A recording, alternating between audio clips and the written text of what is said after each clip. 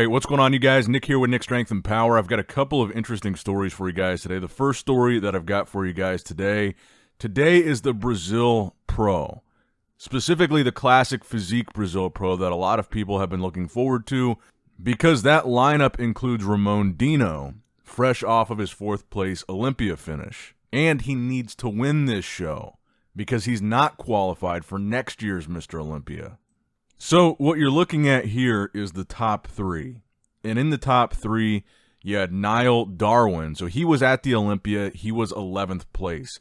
And you also had another Brazilian classic physique athlete that goes by Levinho Pro on Instagram. He's a guy that we've talked about several times on the channel for his insane structure, insanely small waist, just a crazy V-taper. He is the shortest of the 3 guys. And Niall is the tallest of the 3 guys. And it's really been kind of a rough week for Ramon. I mean, dropping to 4th at the Olympia. And here at this show, you've got nobody that was top 10 at the Olympia in classic physique. Again, Niall was 11th, and he's the tallest of the 3 guys. There was no Urs here. There was no Wesley, no Mike Sommerfeld, no Breon, no Michael DeBull, no Matt Gregg. Like, none of these top 10 guys were here. And the reason that I point that out is because these guys looked fantastic. Niall and Levinho Pro, these guys looked great. And they looked really good next to Ramon, when in theory, on paper, they shouldn't. Ramon should be like the hands down, clearly winning this guy out of this lineup. And Ramon wasn't even in the center of this call out the entire time. Everybody took a turn in the middle. And maybe that was just for entertainment, to give the fans something to be excited about. But I think honestly, when you saw each one of these guys in the center, they look really comparable to Ramon. They look like they're on his level, which is great for them because, like I said, they looked fantastic. I really love Levinho Pro. His structure is just crazy. And Niall looked great here, too. He's got a great structure, and his posing was really good, too, something that we've been very critical of Ramon lately. And especially at this show, I felt like Ramon's posing, especially in this call-out, looked very, awkward, even compared to 2 guys that are less experienced than him. So I don't really know what's going on with Ramon because, like I said, in theory, he should have blown these guys out of the water. It should have been, relatively an easy win for Ramon. I mean, keep in mind, this was a guy that just last year, so there were still people making the argument that he could and should have won the Olympia. So, yes, Ramon did end up winning this Brazil Pro Classic Physique competition.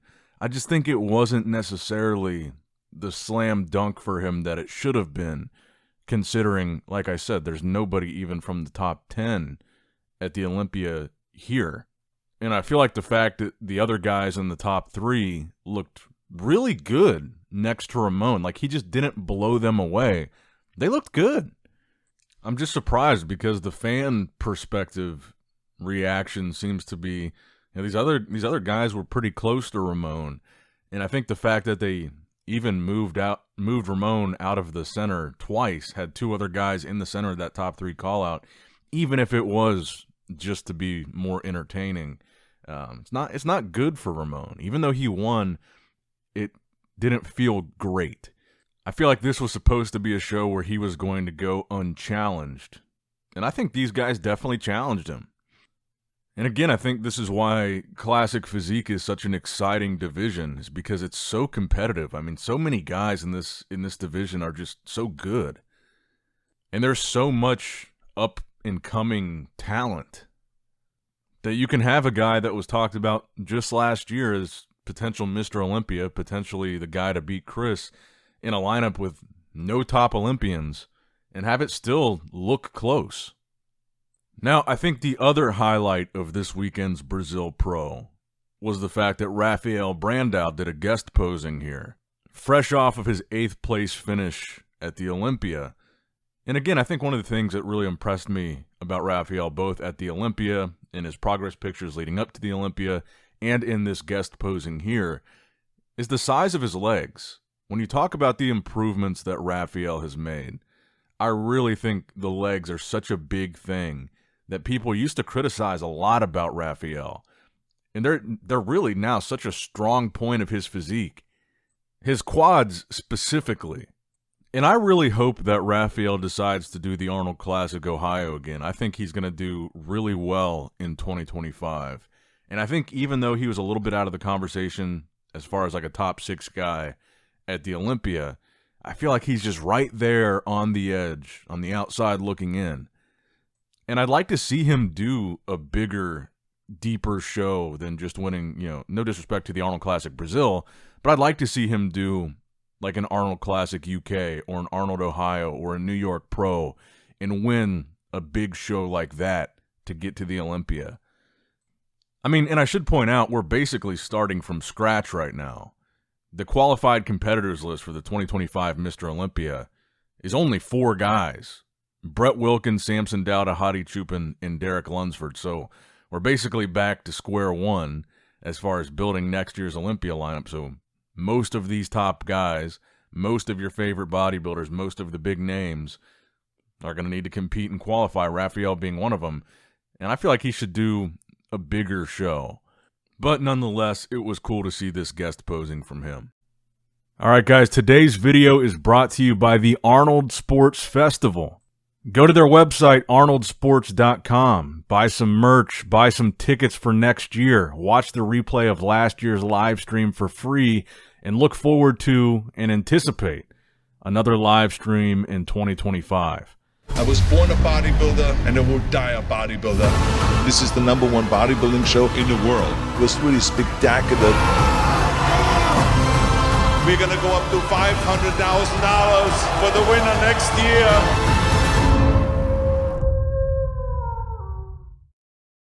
Now, next up in the news, something unexpected, a big kind of revelation from Quint Beastwood. So Quint Beastwood, I'm sure you guys are familiar with him. He posted about a 20-minute long YouTube video basically eviscerating his former coach, Matt Jansen. And I think this is especially relevant now, right after the Olympia that Nick Walker sat out. Because that has really been one of the biggest stories of the year, is Nick missed last year's Olympia, he looked kind of off at the New York Pro, and then he voluntarily sat out of this year's Olympia.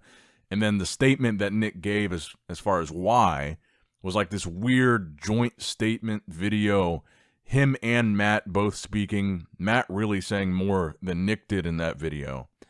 And I think up until this point, I think Nick took the majority of the heat and took the majority of the backlash, the blame, the criticism of him not doing the Olympia this year, the criticism of him, pulling out because he doesn't look his best.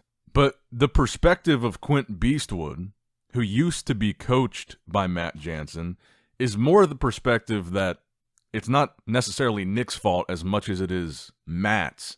And he basically says when he worked with Matt, he trusted Matt to know what he was doing, and he basically felt after working with Matt that Matt kind of undid all the progress in the size that he put on over his offseason and just gaslit him, said, and this was interesting too, he said that Matt even told Quint, that his gear must be fake, and that's why his body's not responding the way they want it to. He's not getting the look that he wants.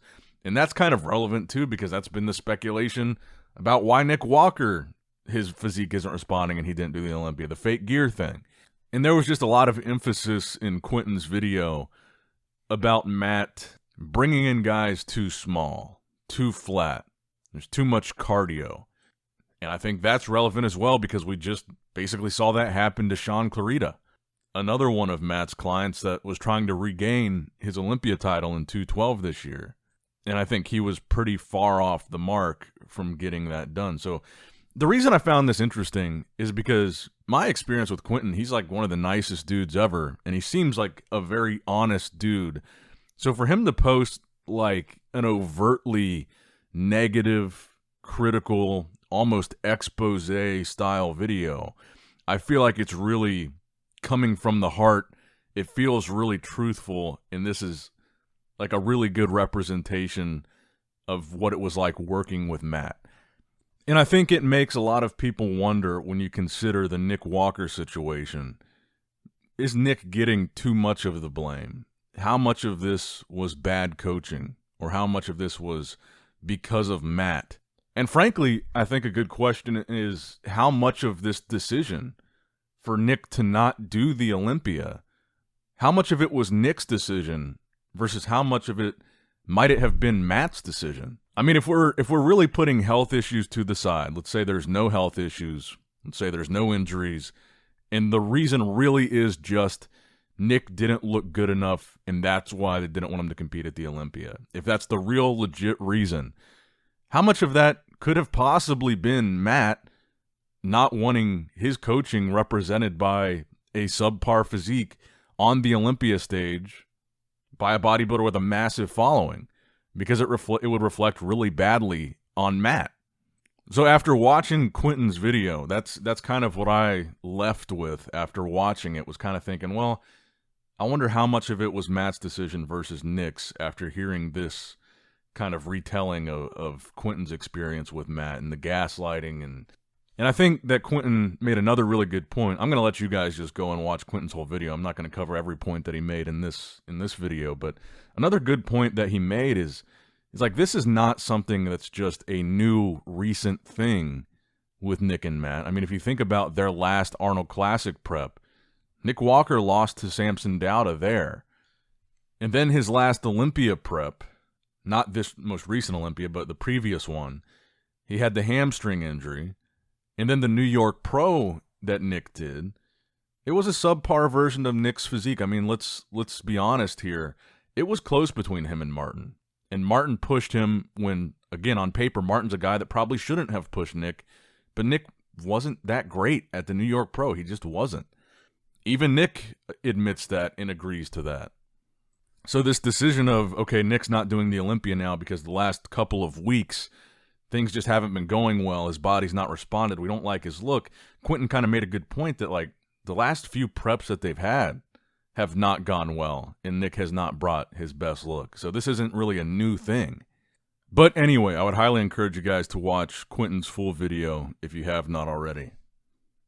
And like I said before, I think it carries a little bit of extra weight because Quinton is just not the type of guy to post, drama videos or start beefs or talk shit. And so this felt like this was something that he really wanted to get off his chest, and it felt like it was true.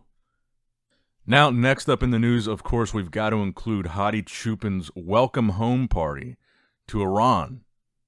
It seems like every year after the Olympia, especially now that Big Ramy hasn't been competing, because typically Ramy got some pretty massive welcome home responses when he returned, but it seems like every year after the Olympia lately, Hadi Choopan receives probably the biggest hero's welcome back to his home country of anybody that competed in the Olympia. And it's always pretty impressive to see, because I think a lot of us that are bodybuilding fans are probably from an English-speaking country, and in a lot of these countries like America or even the UK, bodybuilding is not like a top 3 sport. But in some of these other countries, maybe Brazil being one of them, Iran being one of them, it's like top 2, top 3, one of the most popular sports in that whole country. Like I would say Brazil, you've probably got fighting, MMA, fighting/MMA, soccer, and bodybuilding. Those are probably the top 3. In Iran, probably the same, right? Probably soccer, probably bodybuilding, probably, boxing or fighting or something. That's probably their top 3, because obviously here we've got football, basketball, baseball, hockey, tennis, soccer. Bodybuilding is probably barely top 10 here in the States as far as just the overall number of people that watch it. It's still very niche here. So that's why it's so interesting every time I see these videos from Hadi arriving home, because these are just massive responses from his countrymen that we just don't see happen here. I mean, I'm sure, any bodybuilder that lives in the States flying home from the Olympia, I'm sure they have a few people come up to him and take a picture and recognize them in the airport, but nothing even close to what you see here with Hadi. Now, next up in the news, Wesley Vissers posted to his story when he was answering some Q&As. Someone asked him, what is the next show that you're doing? And Wesley responded, it's just a video of his face looking at the camera, black and white, and the music that's playing is Terminator music. So I think he's heavily implying there, not so secretly, that he's doing the Arnold Classic next, which I hope he is. I hope he does do the Arnold next. And like we just talked about with Ramon, I mean, things change so much in classic physique. I mean, for all we know, Wesley comes into the Arnold and successfully defends his title and wins again. I mean, things change in classic so quickly. I mean, maybe Wesley brings back another really impressive package to the Arnold, and maybe he wins again. Maybe Ramon shows up and loses again, or maybe Ramon wins and switches things on its head there.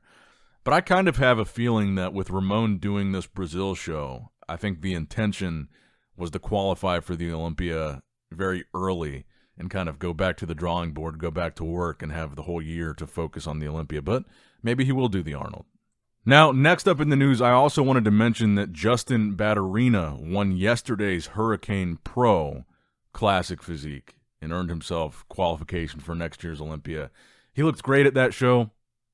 And he did okay at the Olympia. He was 14th at the Olympia, but keep in mind that 16th place is basically considered tie for last. There was a ton of dudes in 16th, so just making that top 15 and meaning that you're not tied with, 50 other guys for last place, that was probably really the goal for most people at this year's Classic Physique Olympia.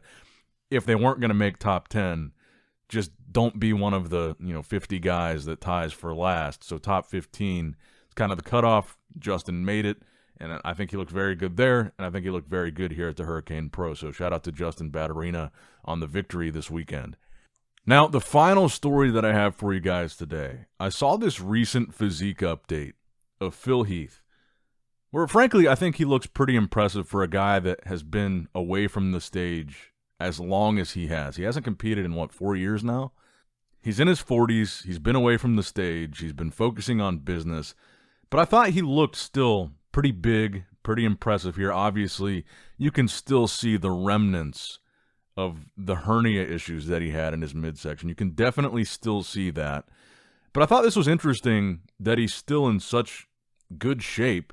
He's still got so much size, even though he's been away for so long. And I think I haven't really seen very many people talk about this physique update because obviously I think we've kind of beat that dead horse quite a bit. Will Phil Heath come back or not? And like I said before, I'm kind of past that. I don't think he will or needs to. I think he probably could if he wanted to, and I think he'd probably do pretty well, but I don't think he will.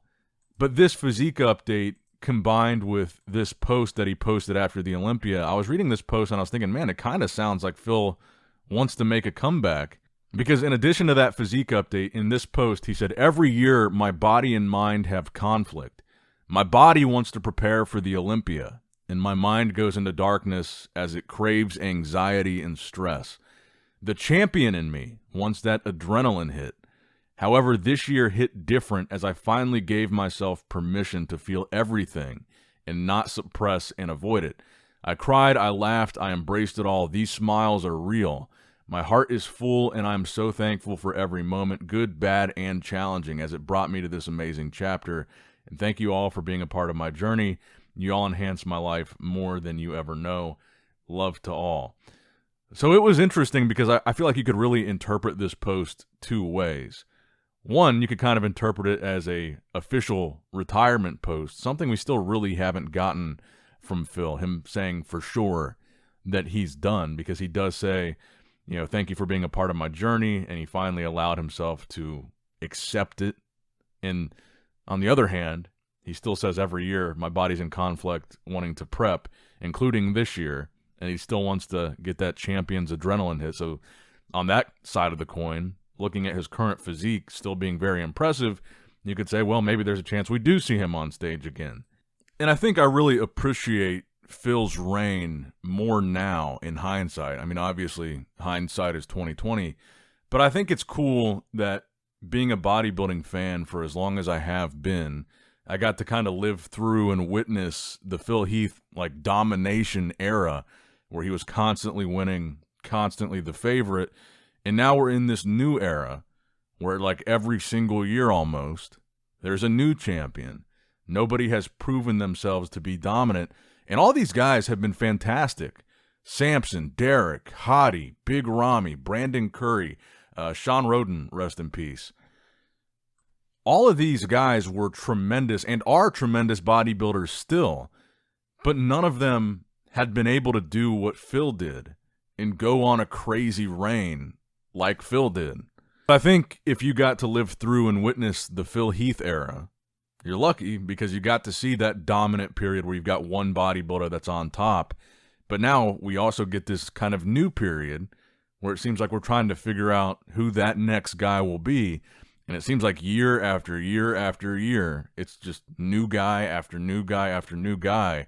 And it's making me really excited to see who's going to be that next Phil Heath, that next Ronnie Coleman, that next Dorian Yates, Lee Haney. Who's the next guy that's just so good, it's lights out, that guy for 4, 5, 6, 7, 8 years in a row. Because when you think about the quality of some of these recent Mr. Olympias that we've had, Hadi, Ramy, Derek, Samson, Brandon, I mean, these guys, tremendous bodybuilders. So think about how good the bodybuilder is going to have to be that does what all those guys could not do and reign for 4, 5, 6, 7, 8 years. And I guess the other thing to consider too is, will we ever see that again? Is another reason why I look back and kind of appreciate what Phil was able to do, because there's also the chance we don't see it happen again. Maybe we don't have another guy that wins 5, 6, or 7 in a row. Maybe it's always just going to be 1 or 2. And maybe that's just how rare a Phil or a Ronnie really is. But let me know what you guys think in the comments down below. This video is going a little bit long. I think we're over 20 minutes now. So make sure you like the video, subscribe to the channel, click that bell notification icon if you have not already. And as always, I love you guys. Appreciate you guys. Nick Strength and Power, signing out. All right, guys, don't forget to click that like button and subscribe to this channel if you enjoy the content. Also, check out my Instagram at NickStrengthPower. My Facebook page, which is simply Nick Strength and Power. My secondary YouTube channel, Nick Strength and Vlogs, for vlogs and bonus content that you will not see on this channel. And consider subscribing to my third YouTube channel, Nick Strength and Pokemon, which is all things Pokemon and trading card games, completely unrelated to this channel. So if you're into that, give that one a look. And all links to merchandise and social media will be in the description box below. If you guys want a Nick Strength and Power t-shirt, that will be in the Shopify link below. Have a great day.